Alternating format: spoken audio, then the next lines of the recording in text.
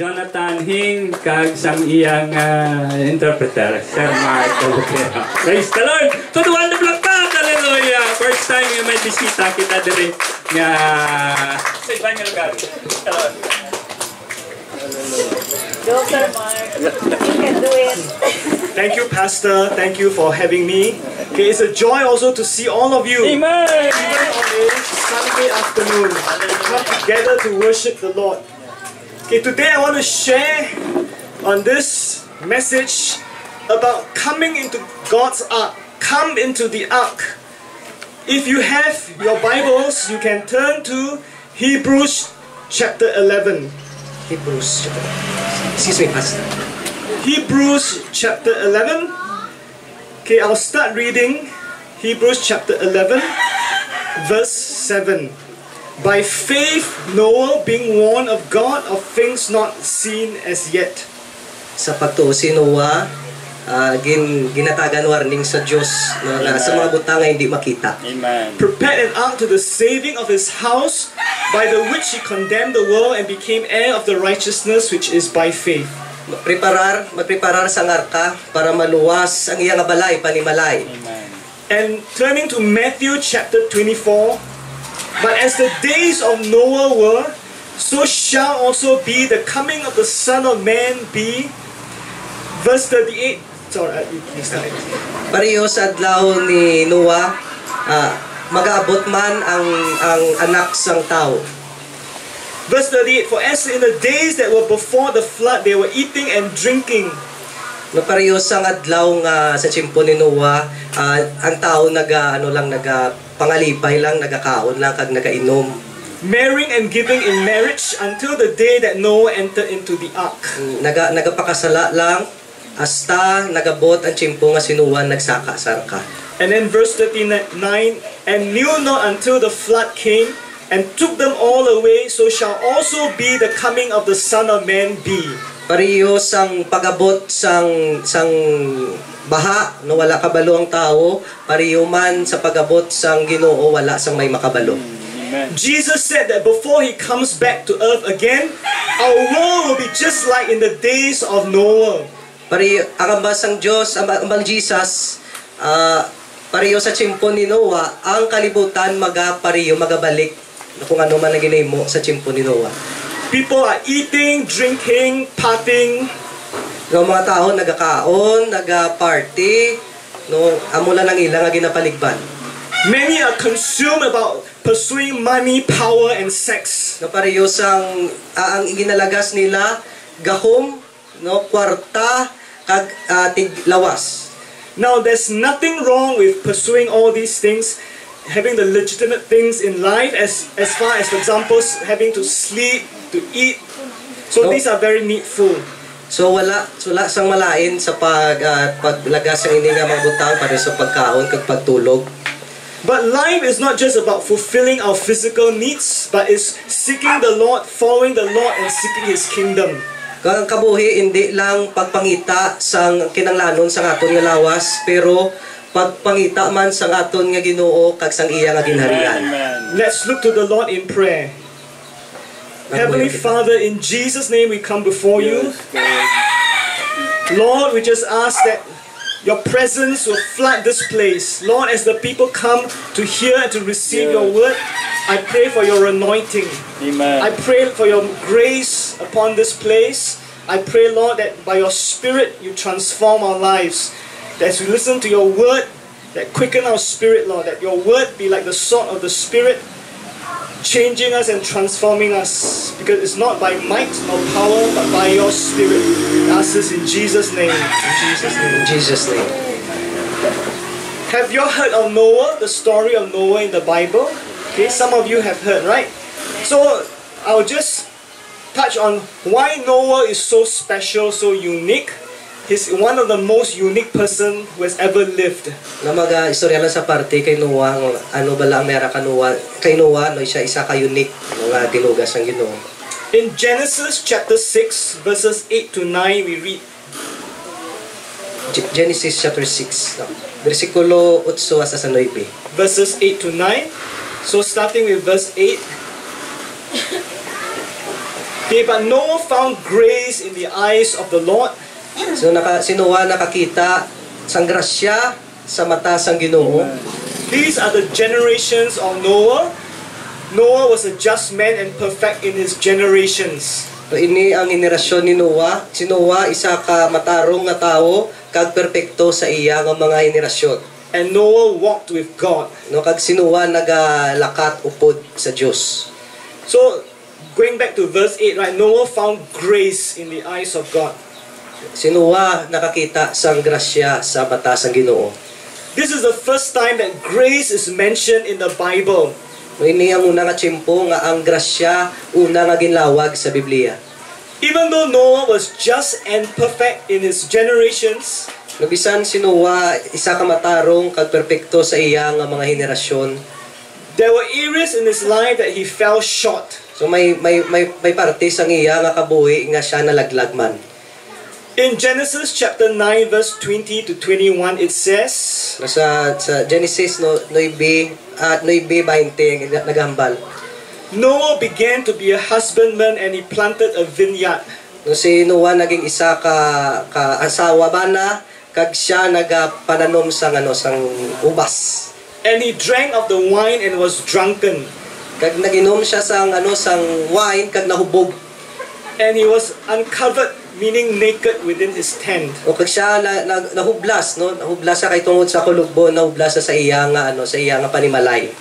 We may ask that how can a man who committed such acts of foolishness still considered just and perfect? Okay, nagapamangkot kita nga ang tao nga pareho siya nakaubra sa amuna nga sala. This is the divine grace of God, No, mini ang grasya sang Ginoo. which covered his sins and clothed him with righteousness. Nagtabon sang iya nga sala. Nagtabon sang iya nga mga kasala kag gintabunan siya ginbayuan sa sang pagkamatarong. Despite his failures, he was obedient to build the ark. No, bisan sa iya nga mga kalaglagan, nagpati siya nga tumanon nga obrahon ang arka. He was justified by faith in God. No, ang iya nga nagasunod siya kay tungod sa iya nga pagtuo sa Ginoo. We cannot earn or merit anything from the Lord. No, hindi kita makaangkon sa bisan ano sa aton nga Ginoo, sa aton Ginoo. God looks at the heart and judges according to our response. Masiling ang Dios ang nagalantaw sa aton nga tagipusoon kag nagahusga siya. The response to his gift of grace. Nagahusga siya paagi sa iya nga regalo nga grasya. And Noah begat 3 sons, Shem, Ham, and Japheth. No, kag si Noah nagbata sa 3 ka lalaki, si Shem, si Ham, kag si Japheth. Through Noah's 3 sons, we have different races. No, tungod sa 3 ka anak ni Noah may ara kita sari nga rasa sang tawo. Black, brown, red, yellow, and white. Itom, no, brown, pula, puti, kag yellow. From the line of Shem would come forth the promised son of God. No, sa linya ni Shem, sa iya nga dugo, no, mag-aabot ang gintromisa nga anak sang Dios. Genesis chapter 6 verse 11. Genesis chapter 6 verse 11, starting with verse 11, let me read. The earth was also corrupt before God, and the earth was filled with violence. Sa Genesis no 6:11 ang ambal, ang kalibutan kurap sa tubangan sang Dios kag ang kalibutan napuno sang kalautan. Continuing in verse 12, and God looked upon the earth, and behold, it was corrupt. No, kag ang Dios nagtulok sa kalibutan kag nakita niya nga ang tao ang kalibutan kurap. For all flesh has corrupted his way upon the earth. No, kag ang tanan nga unod na kurap no sa ini nga kalibutan. Then verse 13, and God said unto Noah, the end of all flesh is come before me. Kagambal ni Noah, no, ang ambal sang Dios kay Noah, ang katapusan sang tanan nga unod mag-aabot. For the earth is filled with violence through them. Kay ang kalibutan na puno sang violence. And behold, I'll destroy them with the earth. Kag pagagubon ko sila upod ang kalibutan. In those days, there were union between fallen angels and women. Sa ini nga sa amo to nga tiyempo may pag-upod ang mga anghel kag ang mga tawo nga babayi. All of us know that union is supposed to be between man and woman. No, tanan kita nakabalo nga dapat ang nagaupod ang lalaki kag ang babayi. But here we see how fallen angels have relationship, have union, have sex with women. Pero dire nakita naton nga ang mga anghel nakipaglawas sa mga tawo nga babayi. Who produce corrupted offsprings. No, kag nagbata sang mga malaot nga mga kaanakan. This was Satan's attempt to stop the birth of our Savior. Amo ini ang attempt, no, ang punggan ni Satanas nga para hindi mabata magabot ang aton nga manluluwas. Because our Savior must only come from a pure and unblemished lineage. Kaya ang aton nga manluluwas dapat magahalin sa puro kag wala sing dagta nga linya. If Satan could try to stop this, then there's a possibility that Jesus Christ will not be pure. No, kung sa ini nga pamaagi no nagano si Satanas nga si Jesus sa pagabot niya hindi sa puro. But thank God, in the midst of that desperately corrupt generation, Noah and his family was an exception, different from other people. No, pero salamat sa Dios no kag sa tunga sang amuto nga nagakalatabo, malaot nga nagakalatabo sa kalibutan, si Noah kag ang pamilya niya wala nadala. Today we see all kinds of perversion and depravity. No, sa subong tanan-tanan makita naton nga tanan nga klase sang kalautan. Moral and spiritual decline. No, ang espiritu naga panaog sakto nga pamatasan. People are not only living sinful lifestyles, No, ang mga tao nagapangabuhi sa pagkamalaot nga pagpangabuhi, but they want others to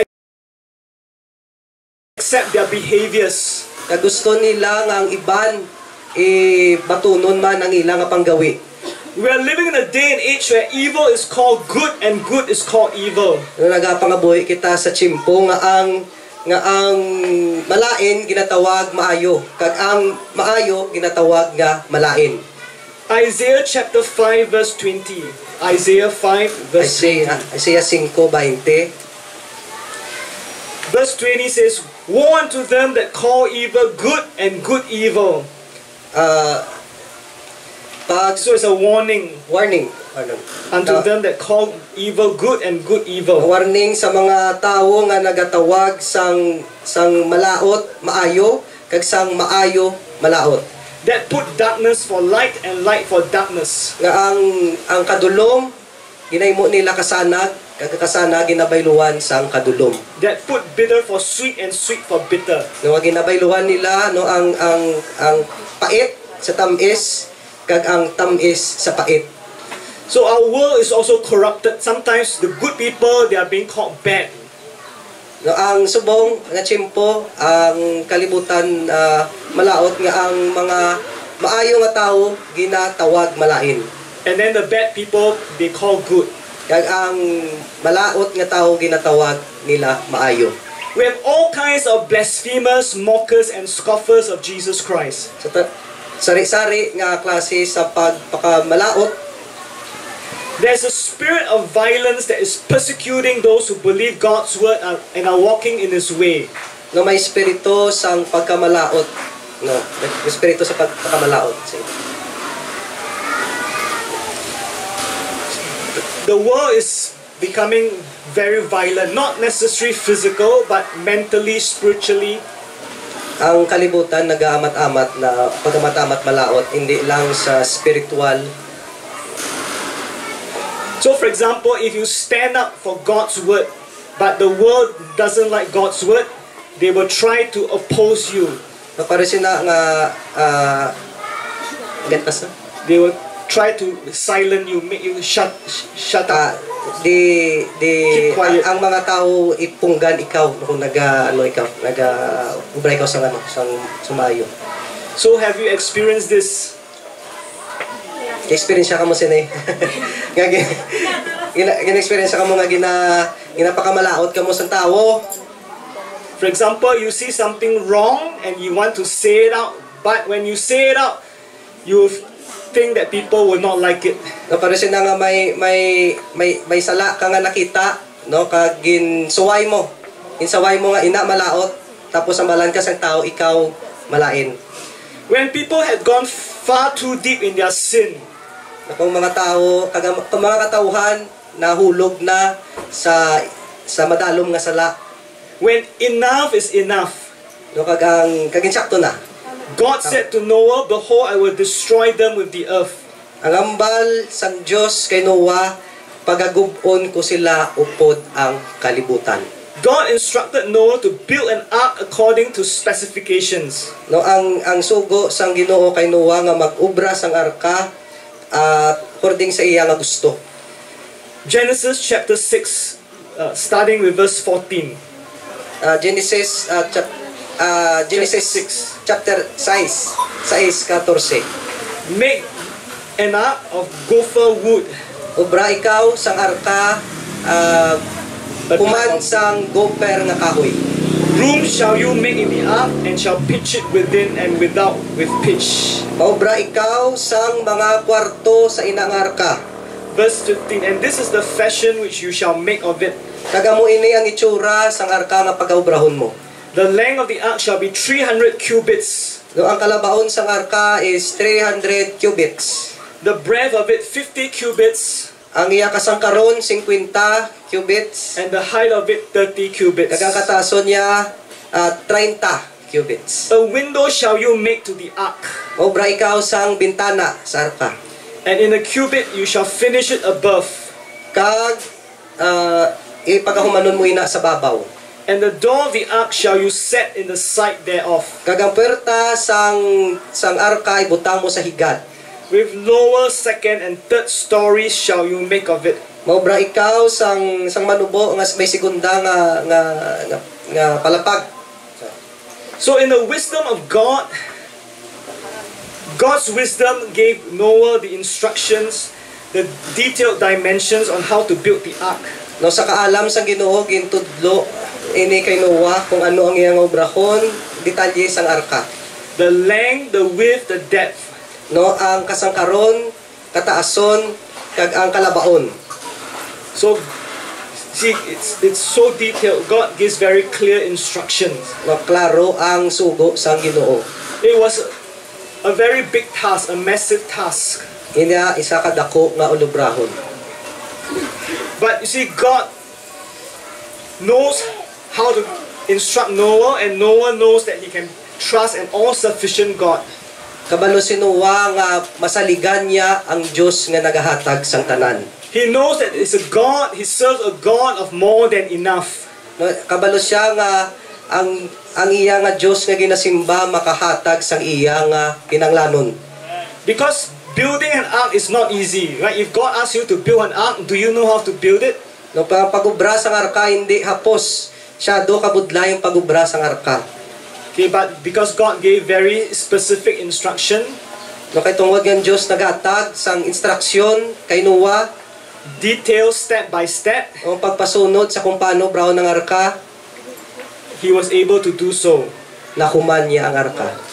Okay, there were times that Noah was discouraged and felt like a fool. No, may mga tsimpo man nga si Noah na discourage kag nakanubo ang iyang ginabatyag. Because there's going to be a flood that's coming. Nasubuan siya kay may dako nga baha nga magaabot. But at that time, it was like very dry, like no rain, no water. Pero sa ina nga tsimpo, mala, tanan, wala sang ulan, wala sang tubig. Why build an ark where there seems to be like no flood? No nga maubra ikaw sang arka nga malaman na tanan. You see, many people at that time do not believe that there is going to be a coming flood. Damo ang nagapati nga wala sang baha nga may magaabot. But Noah believed God's word, that when God says that it's going to come a flood, he built the ark. Pero ang si Noah nagpati sa Dios kaginubra niya ang arka. And we will see very soon that Genesis chapter 6 verse 17, and behold, even I do bring a flood of waters upon the earth. Behold, Yes, behold, I bring and do bring a flood of waters upon the earth to destroy all flesh. Ang ambasang Dios, ako magapadala sang tubig sa kalibutan para gubon ang tanan nga unod. Wherein is the breath of life from under heaven, Tanan nga nagaginhawa sa dalom sang ini nga langit. and everything that's in the earth shall die. Kag ang tanan nga ri sa kalibutan mapatay. So this is God's word to Noah Amo ini ang ambal sang Ginoo kay Noah. and to those who believe God's word. Kag sa mga tawo nga nagapati sa pulong sa Ginoo. Yet for those who refuse to believe God's word, Pero kung sino man ang mga wala nagapati sa pulong sang Ginoo, they will still think that there's no flood. sila magapati nga wala sang baha nga magaabot. See, this is a very important lesson. God is love, kind, merciful, and patient. May ini importante nga leksyon, ang Dios mapinalanggaon, maayo kag maluluyon. However, when wickedness is overflowing, like there's increasing wickedness, Pero kung ang kalautan nagasulubra na, God's holy wrath and righteous judgment will fall. ang kaakig sang Dios kag iya pagusga magaabot. Romans chapter 2, the book of Romans chapter 2, from verses 2 to 4. Romano 2:2. Start with verse 2. But we are sure that the judgment of God is according to truth against them which commit such things. Kami sigurado nga ang pagusga sang Dios according sa insakto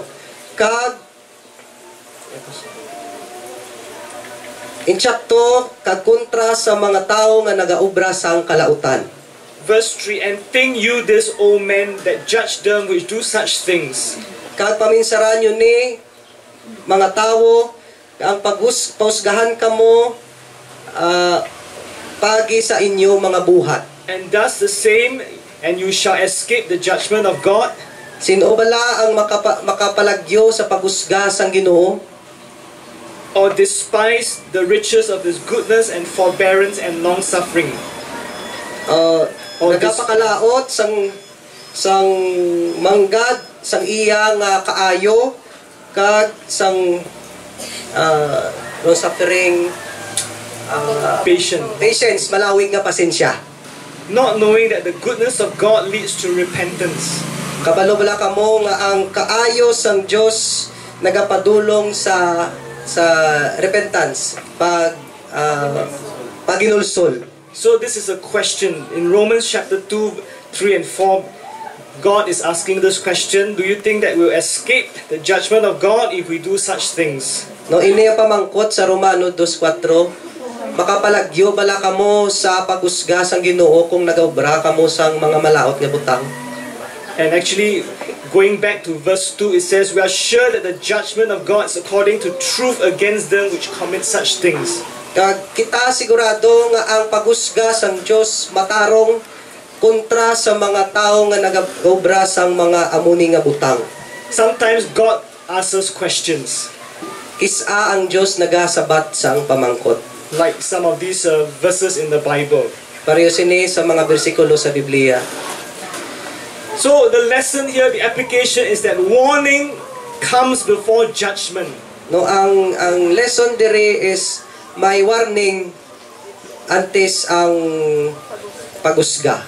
Before God judge, God will be kind and patient. He will warn first. Antes magusga ang Dios, siya maayo mahatag sa anay sang warning. And God is merciful because He wants mercy to triumph, to win over judgment. Kag ang Dios maluluyon. No, kay gusto niya maglabaw ang iya pagka maluluyon kumpara sa iya na paghusga. God grieves over our sins. No, ang Dios nagakasubuan sa aton nga mga sala. So God will warn before He judge. No, ang Dios maghatag sang warning antes sa magahusga. We must repent. Kita hinulsol. Put our faith in Jesus Christ Ihatag ang aton nga pagtuo kay Hesukristo and what He did on the cross of Calvary. kag ang ginubra niya sa cross sang Kalbaryo. and then we will be sanctified and justified. kag kita malimpyuan. But if we do not repent, then His judgment will fall. Kung hindi kita maginulsol, ang iya nga paghusga magaabot sa aton. Now let's go back to Genesis chapter 6 verse 18. Genesis chapter 6 verse 18. Balik kita sa Genesis 6:18. Here it says, "But with you will I establish my covenant." Sa imo plastar ko ang kobenante. And you shall come into the ark, Kag kari ikaw sa arka, you and your sons and your wife and your sons' wives with you. ikaw kag ang imo nga anak, kag ang imo nga asawa, kag ang anak sang imo nga asawa. God initiates and establishes His covenant. Ang Dios nagaplastar sa iyang kobenante. It is powerful and eternal. Ini mabaskog kag wala sing katapusan. He makes covenant, He also keeps His covenant to those who love and obey Him. Nagaobra siya sang kobenante kag kaptan niya gid ang iyang kobenante sa mga tawo nga nagapalangga kag nagapati sa iya. He told Noah to build an ark, No, amba niya kay Noah maobra sang arka. and then it's now time to go into the ark with the household and selected animals. Kag ini tiyempo nga magsulod na si arka, si Noah sa arka, upod ang iya nga panimalay kag ang mga kasapatan nga ginpili. In verses 19 to 22, this is what we read. Sa bersikulo 9:22 amo niya nga aton mabasa. Verse 19, "Of every living thing of all flesh, Sa tanan nga buhi nga may unod, 2 of every sort you shall bring into the ark. duwa ka klase pero may mo dalon sa arka. To keep them alive with you, and they shall be male and female. Dapat ini duwa ka klase, dapat babayi kag lalaki pares. Of fowls after their kind, No, ang mga pispis upod sa mga pispis man sa ilang nga mga rasa, and of cattle after their kind, o kagang mga baka, of every creeping things of the earth after his kind. tanan nga nagakamang nga mga kasapatan sa ini nga kalibutan. 2 of every sort shall come unto you, and keep them alive. Duwa ang magasaka pares para mabuhi sila. Verse 21, "And take you unto all the food that's eaten, Kag dala ka mo sang mga pagkaon nga pwede makaon. and you shall gather it to you, Kag pagatipunon nyo ini. and it shall be for food for you and for them." Kag ini pagkaon para sa inyo, kag para sa ila kasapatan. So this is what Noah did according to all that God had commanded him. Kagamo ini ang ginobra ni Noah, kung ano man ang ginambal sang Ginoo sa iya. The ark was a type of Christ. No, ang arka pariyo kay Kristo. He calls us to come into His presence, the ark of God's presence. No, ginatawag niya kita sa iya nga presensya, sang arka, sang iya nga presensya. Protection, safety, shelter, Sa iya nga presensya, sa iya proteksyon, refuge, and rest. sa masandigan, mapahuwayan.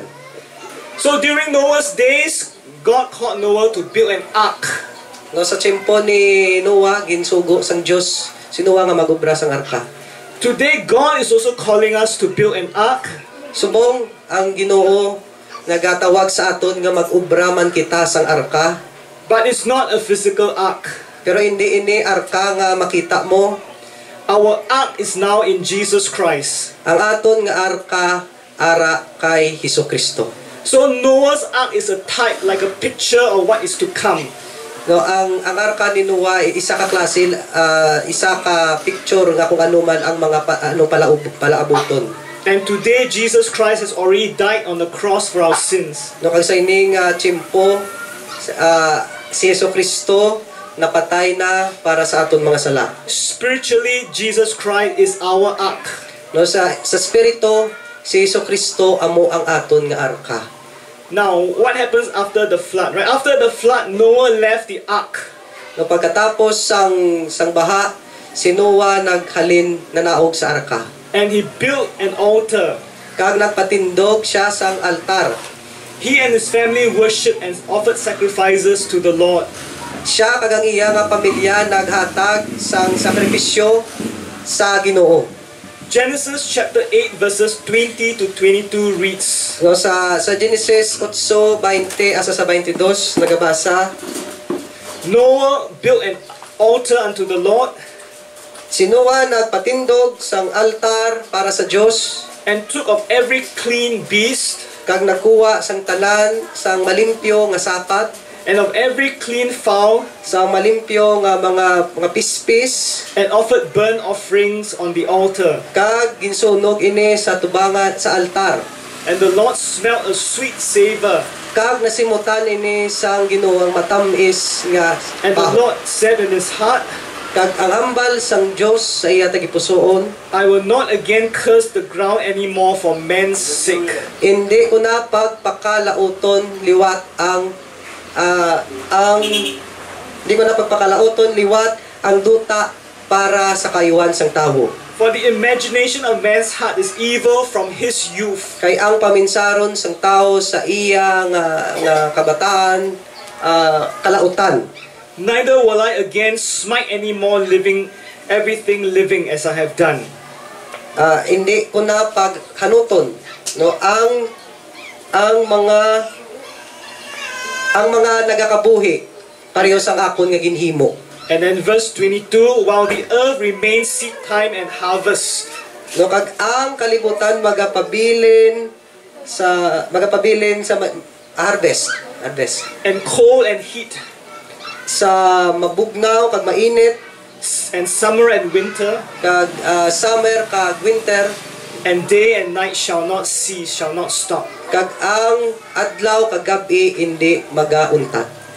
When the flood ended, Sang natapos ang baha, God's divine purpose for the human race was reinstated. ang pwesto sang tao nabalik. God's grace and favor would continue on Noah and his descendants. No, ang grasya sang Ginoo magapadayon kay Noah kag sa palaboton nga mga henerasyon. Both spiritually and naturally. Pariyo dungan sa espiritu kag sa pisikal. Mankind would have dominion over animals and plants. Ang mga tao may nagapamahala na sa mga kasapatan kag sa mga tanom. The earth would be repopulated, Ang kalibutan magadamo liwat ang tawo. and that there will be fruitfulness and multiplication. Kag mabinungahon kag magadamo. There would be no more universal flood. Wala na sang may dako nga baha. That means the world Wala na sang baha sa bilog nga kalibutan. that would wipe out the Earth's population in such a way. Nga magaubos sang populasyon sang kalibutan. And the rainbow is the sign of this covenant. Kag ang rainbow amo ang sinyalis sang ini nga kubinante. Praise God for Noah's faith and obedience. Pagadayawon ng Dios sa pagtuo ni Noah kag sa iya pagka makinumanon. Where humankind will be preserved. Kay ang mga tao no na preserve. Out of a time of judgment, No sa tiyempo sang pagusga, there was a godly man called Noah, no may tawo may tawo nga ginatawag pangalan Noah. where his seed, his descendants, Kag ang iya nga mga sunod nga mga henerasyon would ultimately bring forth God's plan of redemption. ang magadala sang aton kaluwasan. And this was fulfilled by Jesus Christ on the cross. No kagang ini natuman ni Jesucristo sa krus. Today, as we look around, No subong kung magatulog kita sa palibot, a storm is coming upon our world. may bagyo nga bagyo nga magaabot sa aton kalibutan. It's a storm of judgment. Bagyo sang paghukom. Isaiah chapter 28 verse 2 says, Isaiah 28:2 nagahambal, Behold, the Lord hath a mighty and strong one, Ang Dios may ara sang mabaskog, which as a tempest of hail and a destroying storm, may mabaskog nga bagyo, as a flood of mighty waters overflowing, pareho sang baha nga nagaawas ang tubig, shall cast down to the earth with the hand. umagaabot sa ini nga kalibutan. Society will not get better and better, Ang aton nga sosyudad magamalain na lang ang magamalain. but rather worse and worse. Amo na naga hindi na nagamalaot nga nagamalaot. Hindi na sa magamaayo. You see, more and more people are getting educated. Damo nga tao ang may eskwelahan. There's improvements in science and technologies. May improvement sa siyensya kag sa teknolohiya. So many advancements in our world. Kadamo sang bagong Progress, teknolohiya. advancements. But has the world become better? Pero sa tunga sang enhancement sa kalibutan nagmaayo lang kalibutan. Is all these things the answer? Ini ba lang ang mga butang ang sabat? I think you know. Kabalo bla kamo. What we need is not all these things in the physical, in the natural. Ang ini nga mga butang among hindi naton kinanglanon ang physical. All this progress, so-called progress that we see, cannot stop sin. Ang tanan nga progress nga ini hindi makapugong sa sala. Man's heart is becoming even more and more and more evil. Ang tagipusoon sa tao nagadamo ang pagkamalaot. We are like a generation of vipers. Pareho kita sa henerasyon sang mga manog. Sin has increased rampantly. Ang sala nagatubo madasig. Do we weep over lost souls?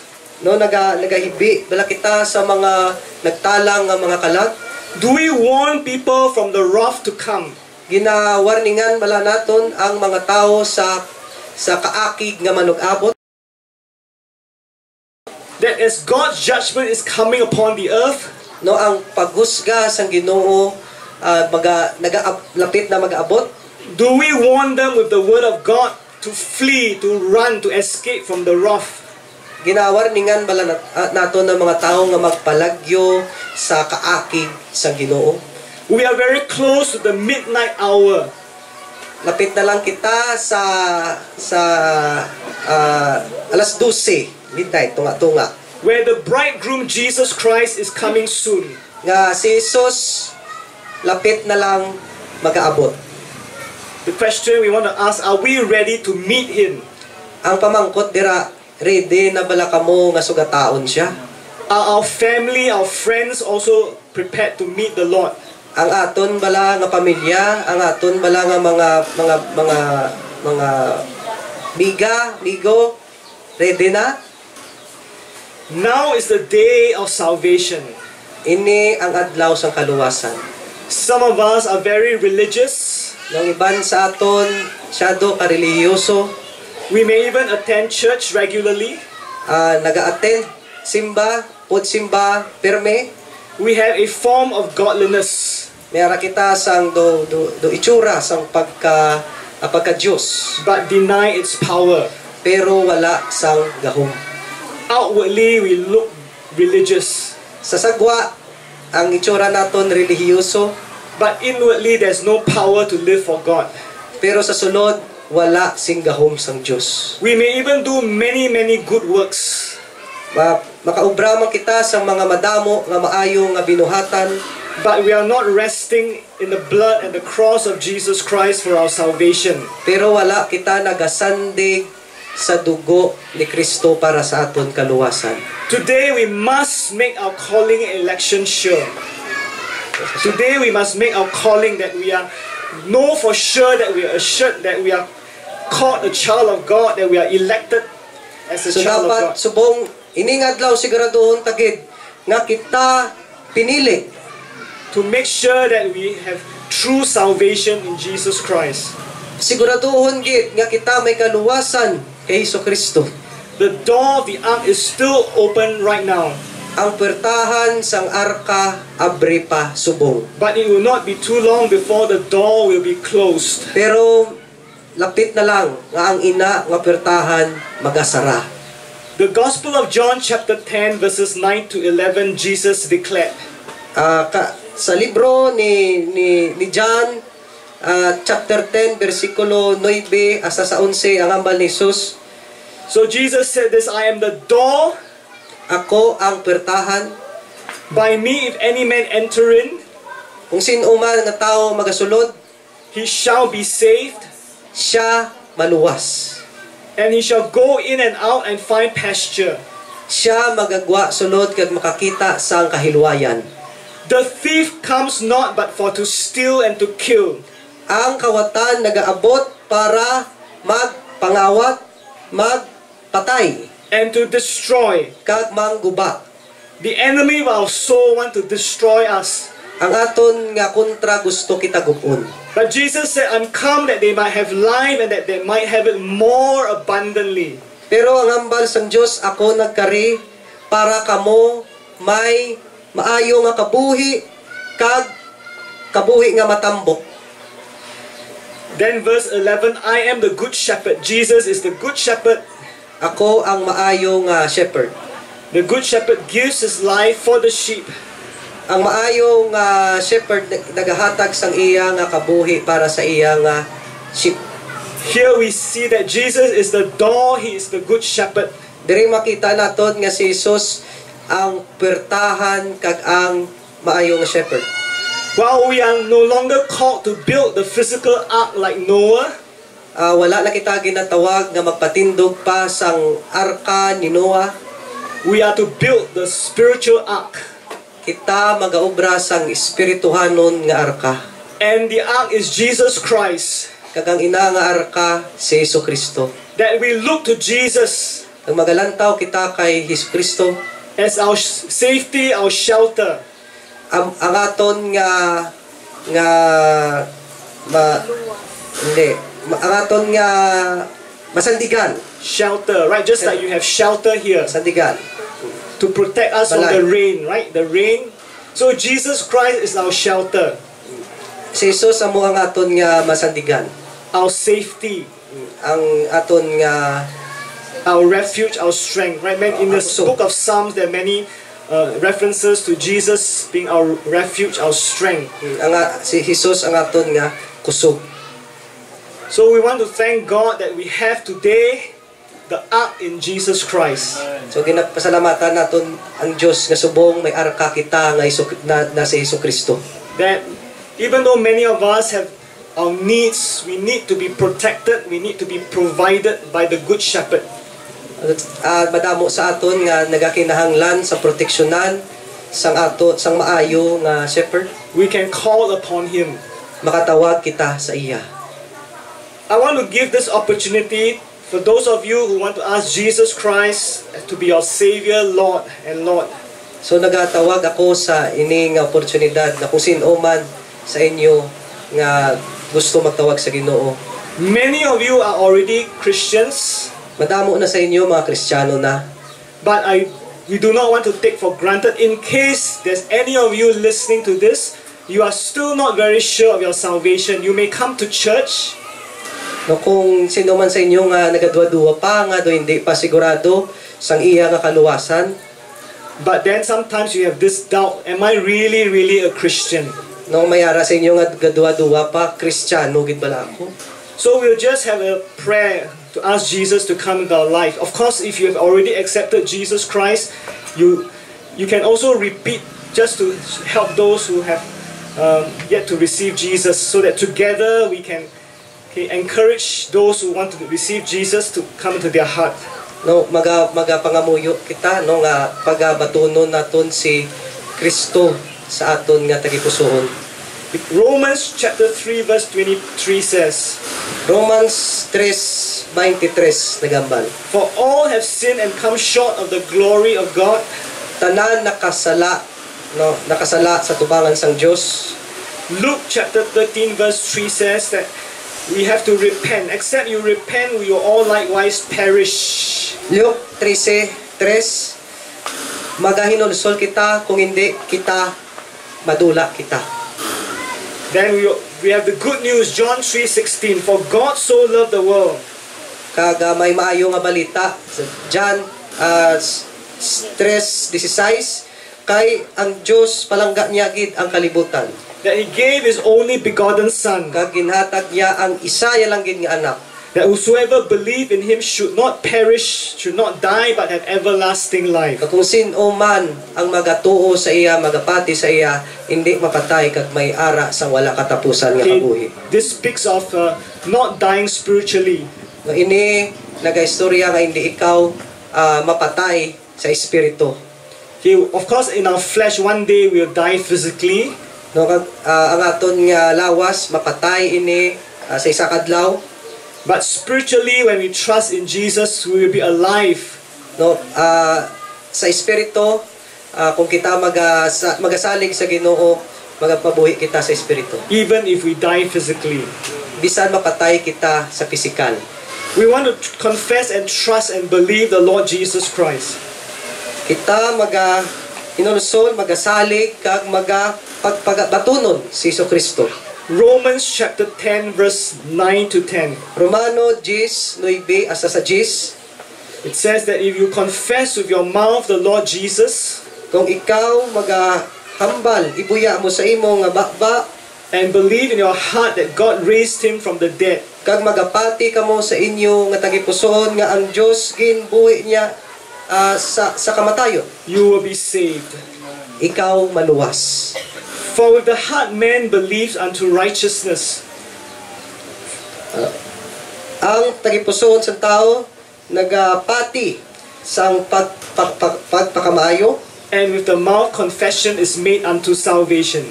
kag ang pag-confess sang bakba magabaylo ini sang kaluwasan.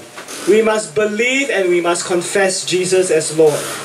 Magapati kita, magatuo kita nga si Jesus amo ang aton nga Dios. So let's pray. Magapangamuyo kita. Okay. Dear Lord Jesus, Dear Lord Jesucristo, I know I'm a sinner. kabalo ako nga ako makasasala, I need salvation. kinanglanon ko sang kaluwasan, I believe the sacrifice you paid for me on the cross. ginabaton ko ang sakripisyo nga ginbayran mo sa krus, And I ask your precious shed blood to cleanse me. kag ginapangayo ko ang imo nga dugo nga pagalimpyuan ako. I now surrender my life to you. Ginahatag ko ang akon kabuhi sa imo.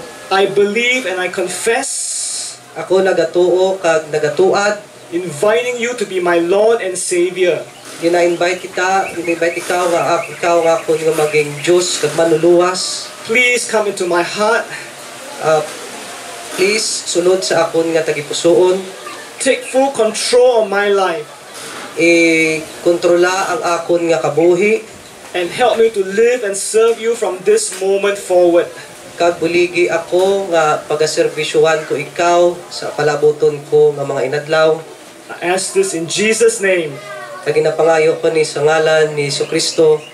Amen. Amen. Amen. Amen. Praise the Lord. Praise the Lord. So, if you have any needs you want us to pray with you, you can also come forward later, or even we can go to you as well, right? You just raise your hand or just indicate to us, and then we'll pray with you. So, praise the Lord. Thank you, Pastor. Kung may gusto kamo pangamuyuan, ibayaw nyo lang inyong kamot karon kay pangamuyuan niya kamo. Kung ano man ang inyong gusto pangamuyuan. Thank you, Pastor.